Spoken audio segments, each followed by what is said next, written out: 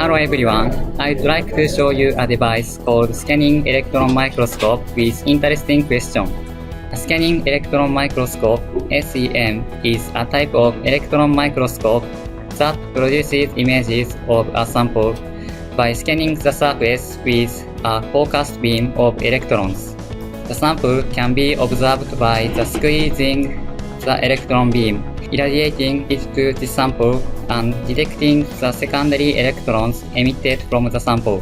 The signal emitted from the sample are detected by the detector, amplified by a photomultiplier tube and changed to the image at the monitor.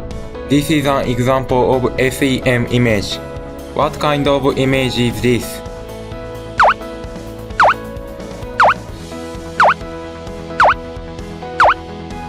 This is a hair.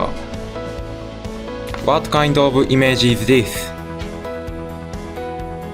The answer is a 10-yen coin. What kind of image is this? This is the tip of a utility knife.